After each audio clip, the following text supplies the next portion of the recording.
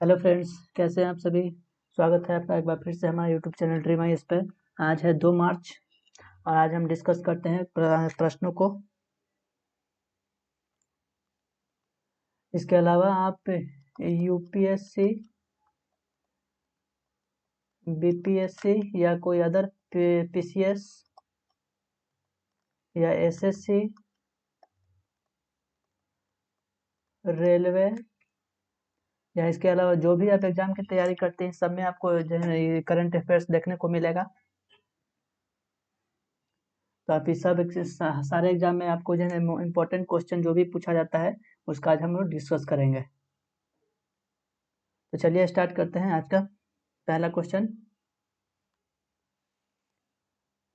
Video conference के माध्यम से पहले भारतीय खिलौने मेले का उद्घाटन किसके द्वारा किया गया है। तो खिलौना जो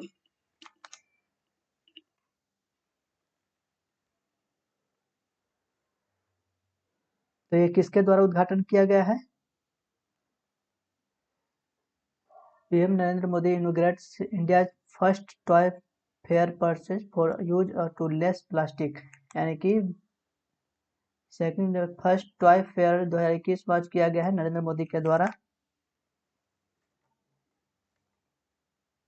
नरेंद्र मोदी के द्वारा किया गया है, ताकि इसमें कहा गया है कि भारत पहले खिलौने फेयर में कम प्लास्टिक का उपयोग करने के लिए इसमें बोला गया है। ये कपड़ा मंत्री, ये किसके, Bharat ministry of textile with education, ministry of शिक्षा मंत्रालय सहित अन्य मंत्रालयों के साथ सहयोग के साथ ये इसका उद्घाटन किया गया है।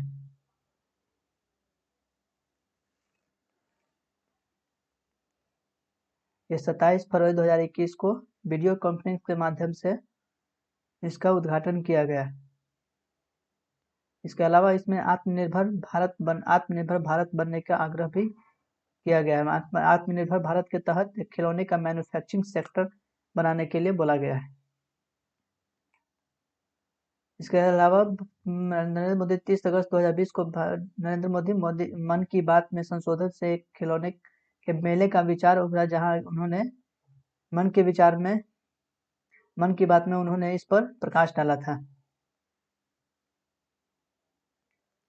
सरस आजीविका मेला 2021 कहाँ आयोजित किया जाएगा। तो सरस मेला आजीविका मेला कहाँ इसका आयोजन किया जाएगा। नोएडा में, यूपी के नोएडा में इसका आयोजन किया जाएगा। किसके द्वारा किया जाएगा ये। नरेंद्र सिंह तोमर ने इसका उद्घाटन करने के लिए बोला है, जिसमें ग्रामीण विकास मंत्रालय स्व सहायता समूह के अधिक महिलाओं को इसमें शामिल करने के लिए काम कर रहा है। इसमें महिलाओं को शामिल करने के लिए इस पर काम किया जा रहा है। मिनिस्ट्री ऑफ कृषि और किसान कल्याण मंत्री नरेंद्र सिंह तोमर के द्वारा 26 फरवरी 2021 को इसका उद्घाटन किया गया है। नोएडा हाट में किया गया है। ये मिनिस्ट्री ऑफ रूरल डेवलपमेंट द्वारा इसकी शुरुआत की गई है। सरस आजीविका मेला, इसका आयोजन 26 फरवरी 2021 को शुरू किया गया है। 14 मार्च तक ये चलने वाला है। इसके अलावा 27 राज्य के 300 से अधिक ग्रामीण स्वयं सहायता समूह और शिल्पकारों ने इसमें भाग लिया। इसका आयोजन रोज 11 बजे से रात 8 बजे तक किया जाएगा। ग्रामीण विकास मंत्रालय द्वारा इसका उद्घाटन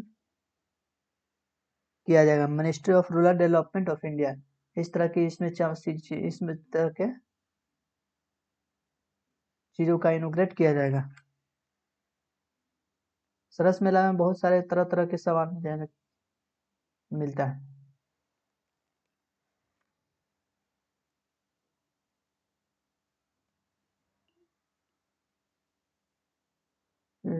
क्वेश्चन थोड़ा मिसिंग है, ये थर्ड वाला यहाँ से। इसमें कहा गया था कि भारत थी कौन सा प्रदेश शून्य कोरोना वायरस के मामले में 0 लेवल पे जो है नाकाम किया है। ये भारत का अरुणाचल प्रदेश है था। इसमें भारत का अरुणाचल प्रदेश भारत के जो अरुणाचल प्रदेश है इसमें 0 सक्रिय मामलों के साथ कोविड-19 मुक्त हो गया है, ऐसा बोला गया है। इसमें 99.66% के साथ 0% को दर्शाया गया है।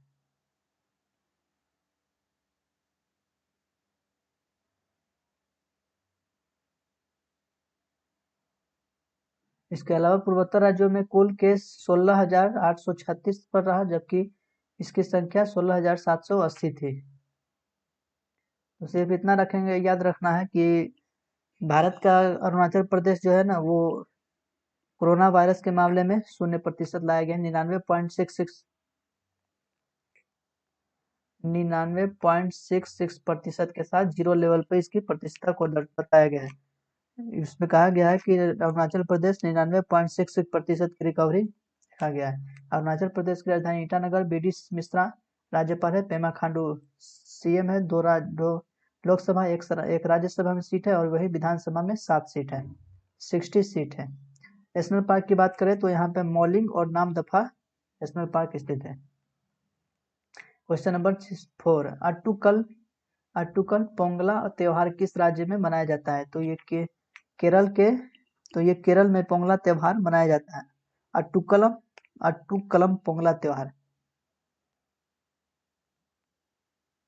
इस तरह से इसमें अट्टुकलम देवी की इसमें पूजा की जाती है। अट्टुकलम देवी की इसमें पूजा की जाती है और कहा जाता है कि एक प्रसिद्ध मलयालम त्योहार है जो 27 फरवरी को मनाया जाता है। ये हर साल मलयालम महीने में कुंभ में मनाया जाता है। ये 10 दिन का त्योहार है जो अट्टुकलम देवी की पूजा के लिए समर्पित किया गया है। इसमें एक महिला केंद्रित त्योहार। इस दिन क्या कहा जाता है? इस दिन किया जाता है क्या कि महिला जो है ना, वो अट्टिकल देवी को मिट्टी के बर्तन में मिठाई देती है। ये त्रिवेंद्रपुरम में स्थित अट्टुकल मंदिर में मनाया जा रहा है। ये इस तरह से ये बहुत बड़ा मंदिर है। अट्टुकलम देवी की पूजा की जाती है यहाँ। केरल, जिसकी राजधानी तिरुवनंतपुरम। आरिफ मोहम्मद खान गवर्नर है। पिनराई विजयन सीएम। 20 लोकसभा, 9 राज्यसभा, वही 140 विधानसभा में सीट है। और राष्ट्रीय उद्यान की बात करें नेशनल पार्क की तो अन्नामुडाई 16, एराविकुलम, मिट्टिकट्टन, पंदादुम पेरियार, साइलेंट वैली यहाँ की नेशनल पार्क प्रमुख है। 9 वर्षीय कदापाला ऋतुविका श्री किस राज्य की है जिन्होंने तंजानिया में माउंट किलिमंजारो पर विजय प्राप्त की है, जो अफ्रीका महाद्वीप की सबसे ऊंची चोटी है। तो इसमें सबसे बड़ी बात याद रखना है कि अफ्रीका महाद्वीप की सबसे ऊंची चोटी कौन है? Mount Kilimanjaro. माउंट किलिमंजारो एक पर्वत है जो तंजानिया में है। अफ्रीका के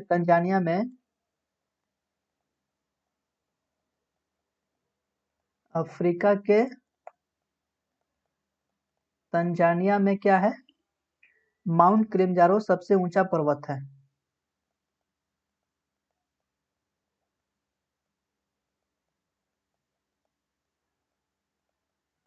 माउंट किलिमंजारो सबसे ऊंचा पर्वत है, जो कि 9 साल की एक लड़की है जो आंध्र प्रदेश की है। आंध्र प्रदेश की एक लड़की है 9 साल की, जो इन्होंने क्या किया है? इस चोटी को फतह किया है।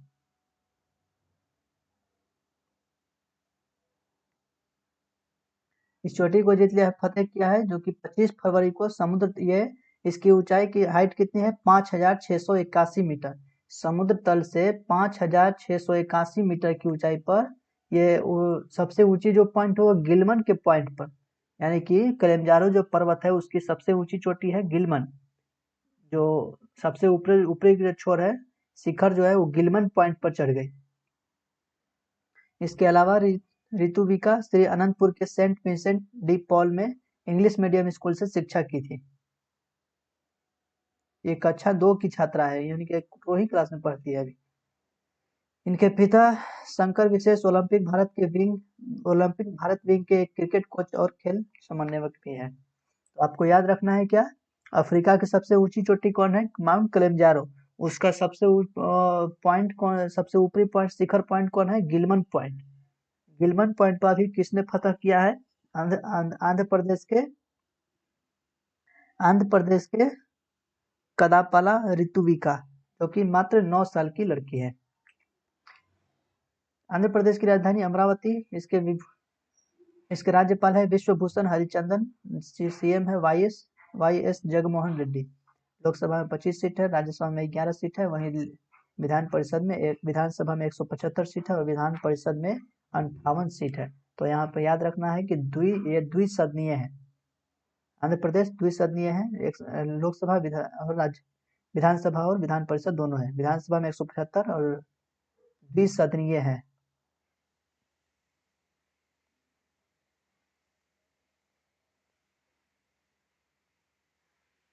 द्विसदनीय यहाँ पे है। इसका नेशनल पार्क की बात करें तो पापीकोंडा राजीव गांधी श्री वेंकटेश्वर यहाँ नेशनल पार्क है।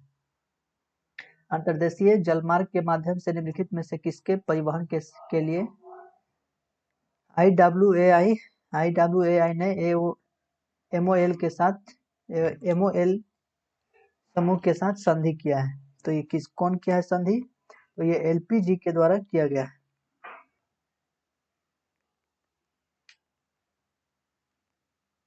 एलपीजी जो है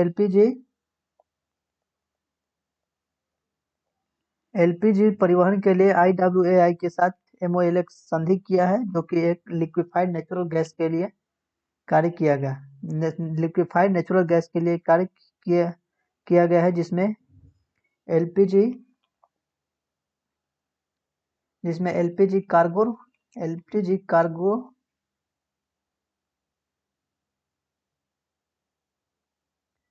किसके साथ किया है? आईडब्ल्यूआई की फुल फॉर्म होता है inland waterways authority will provide support.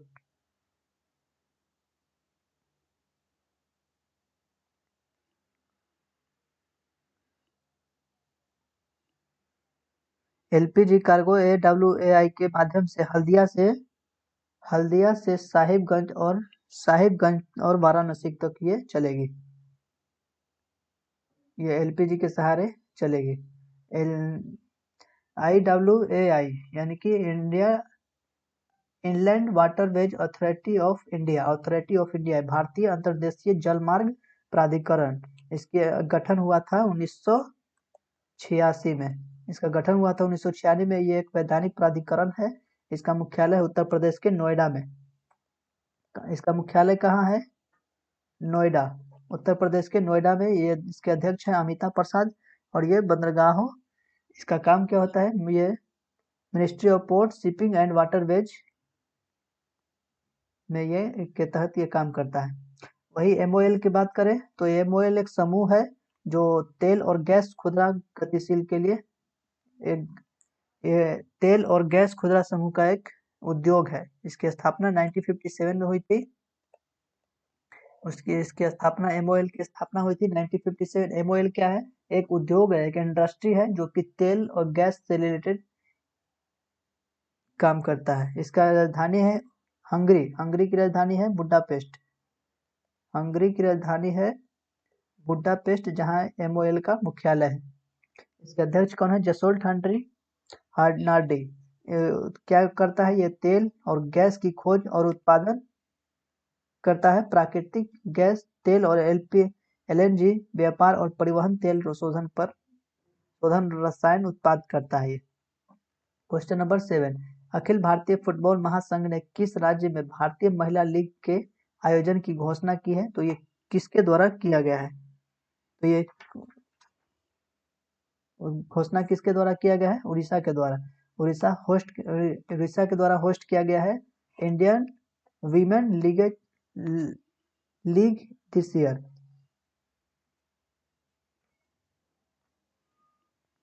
महासंघ का उद्घाटन, अखिल भारतीय फुटबॉल महासंघ के उद्घाटन उड़ीसा के द्वारा किया गया है। भारतीय महिला लीग का आयोजन किया गया है इसमें। ये all India football federation Orissa, अखिल भारतीय। ये आईडब्ल्यूएल का 5वां संस्करण है, जो कि भारत में शीर्ष श्रेणी में की महिलाओं की लीग है। ये उड़ीसा सरकार के द्वारा ऑल इंडिया फुटबॉल फेडरेशन का साझेदार किया गया है। ऑल इंडिया फेडरेशन फुटबॉल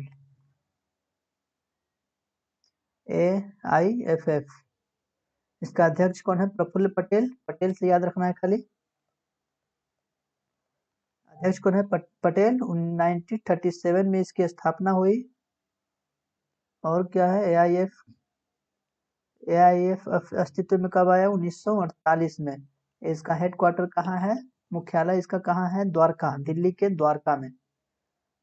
इसकी राजधानी है भुवनेश्वर, उड़ीसा की राजधानी भुवनेश्वर। गणेशी लाल यहाँ के गवर्नर है। नवीन पटनायक उड़ीसा के मुख्यमंत्री है। 21 राज्य लोकसभा, 10 राज्यसभा और 147 विधानसभा सीट। नेशनल पार्क यहाँ भितरकनिका और सिमलीपाल स्थित है।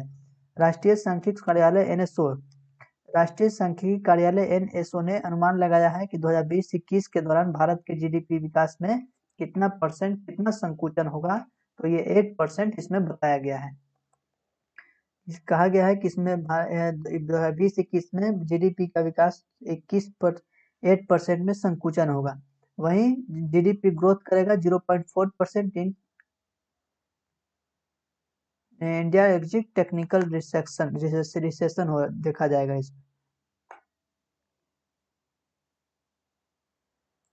19-20 में यह 4.9% थी। वही एनएसओ ने पहले अग्रिमी अनुमान में 7.7% की जीडीपी संकुचन का अनुमान लगाया था।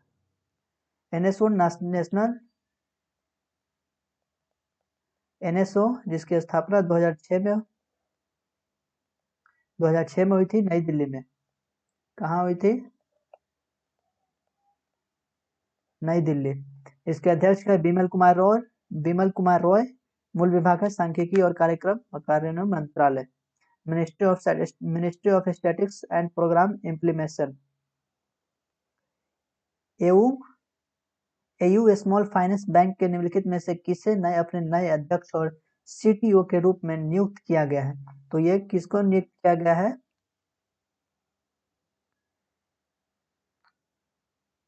इसको नियुक्त किया गया है शरद गोकलानी।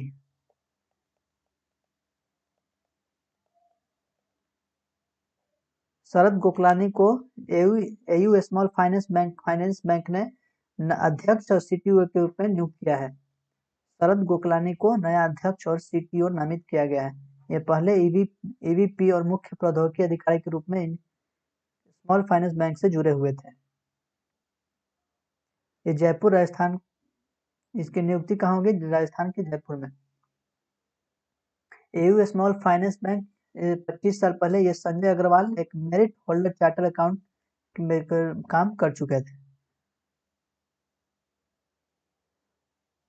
ये जिसे जयपुर में 1996 में एयू फाइनेंस में स्थापित किया गया, जो नॉन बैंकिंग फाइनेंस कंपनी किए गए समान राशि है।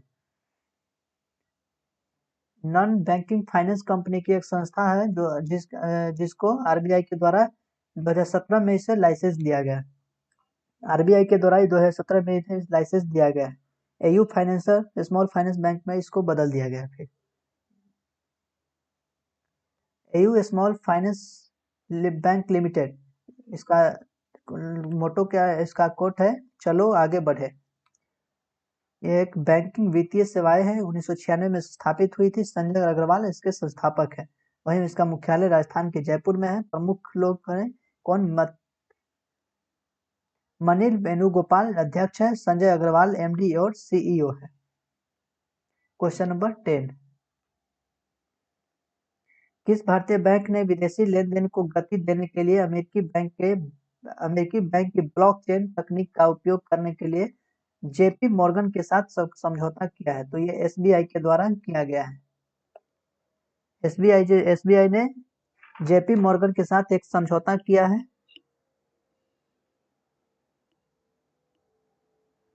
एसबीआई ने ब्लॉकचेन तकनीक का उपयोग करने के लिए जेपी मॉर्गन के साथ एक समझौता किया है। एसबीआई जेपी मॉर्गन द्वारा विकसित एक नया ब्लॉकचेन आधारित इंटरबैंक डेटा नेटवर्क लिंक में शामिल हो गया। बैंक को उम्मीद है कि वह अपने ग्राहकों के लिए सीमा पार भुगतान में सुधार करेगा। सीमा पार जो भुगतान पेमेंट होती है उसमें सुधार किया जाएगा, यानी कि दूसरे कंट्री में जो भी भुगतान किया जाता है एसबीआई के द्वारा, उसमें सुधार करने के लिए बोला गया है। सिंपल सी बात। स्टेट बैंक 1 जुलाई 1955 को इसकी स्थापना हुई। दिनेश कुमार खरा अध्यक्ष और मुख्य हेडक्वार्टर है मुंबई में। वहीं जेपी मॉर्गन के बारे में बात करें तो जेपी मॉर्गन ये CEO कौन है? Jamie Dimon. इसका मुख्यालय है USA। जेपी मॉर्गन के संस्थापक कौन है? JP Morgan. इसके संस्थापक भी है जेपी मॉर्गन। निम्नलिखित में से किस कंप्यूटर निर्माता ने प्लास्टिक कचरे का उपयोग करके अपना पहला उपभोक्ता पीसी विकसित किया है? तो ये HP के द्वारा किया गया है। HP के द्वारा किया गया है, जिसमें कंप्यूटर कहा गया है कि ये पहला उपभोक्ता पीसी विकसित करेगा जिसमें प्लास्टिक ओशियन से प्राप्त होगा, यानी कि इसमें जो डिवाइस जो तैयार होगा वो प्लास्टिक से प्लास्टिक से रिलेटेड होगा, जो एक एक डिवाइस तैयार करने में लगभग 92,000 प्लास्टिक की बोतल निकाली गई है ओशियन से, महासागर से।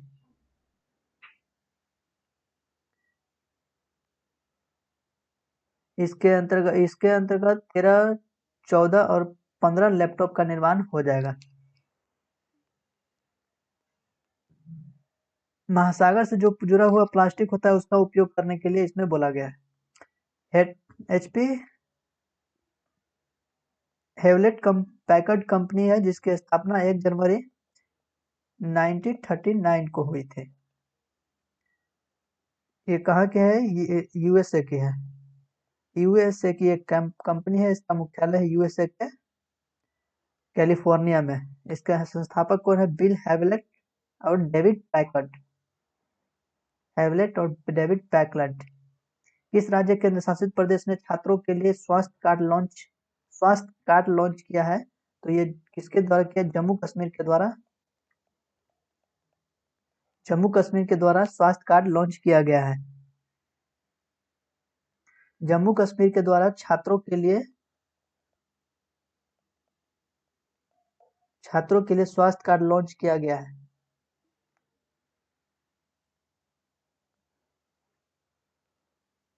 इसके अंदर मिड डे मील योजना के तहत सभी सरकारी स्कूलों में स्टूडेंट हेल्थ कार्ड जारी करने वाला छात्रों की स्वास्थ्य जांच शुरू करेगा। जम्मू कश्मीर के लेफ्टिनेंट गवर्नर गिरीश चंद्र मुर्मू ने इसकी अध्यक्षता की। स्टूडेंट हेल्थ कार्ड 5 से 12 वर्ष की आयु छात्रों में जारी किया जाएगा। जम्मू कश्मीर की राजधानी जम्मू श्रीनगर है। मनोज सिन्हा लेफ्टिनेंट गवर्नर है। लोकसभा में 5 सीट है, राज्यसभा में 4 सीट है। National park city forest Salim Ali, Dachigam, Herim, Kishtwara ये एक अब केंद्र शासित प्रदेश बन गया है। इस वर्ष दुर्लभ रोग दिवस किस दिन मनाया गया? दुर्लभ रोग दिवस मनाया गया है 28 फरवरी को। 28 फरवरी को दुर्लभ रोग दिवस मनाया गया।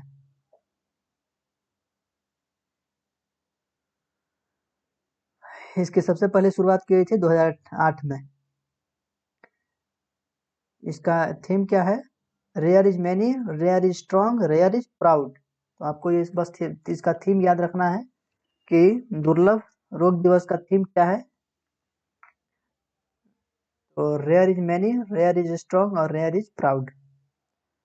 39वां अगरतला अंतर्राष्ट्रीय पुस्तक मेला किस राज्य में शुरू किया गया है? तो ये त्रिपुरा में इसकी शुरुआत की गई।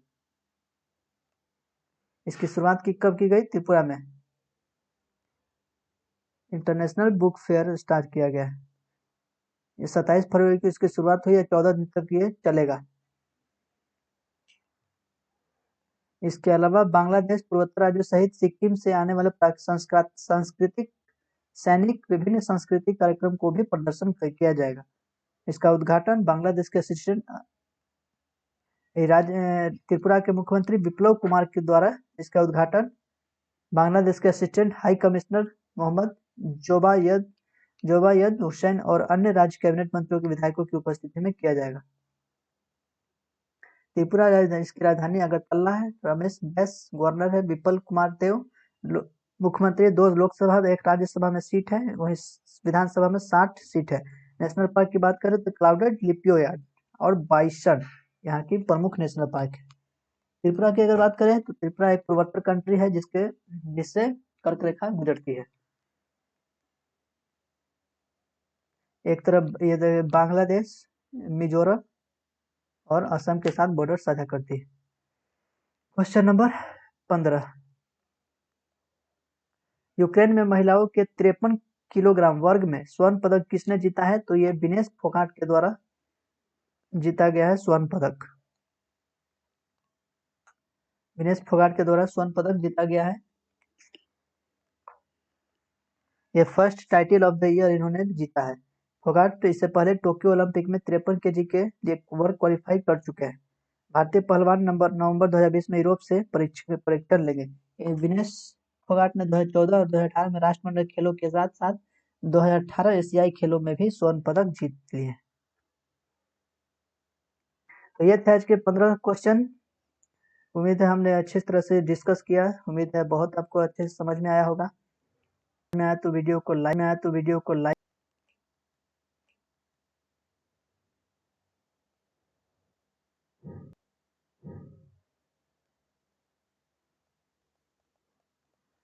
लाइक करें, शेयर करें और चैनल पर नए हैं तो सब्सक्राइब जरूर कीजिएगा। और इसके अलावा यदि इसके अलावा कोई शिकायत है तो आप हमें कमेंट कर सकते हैं। इससे बेहतर करने की कोशिश करेंगे। तो मिलते हैं नेक्स्ट क्लास में।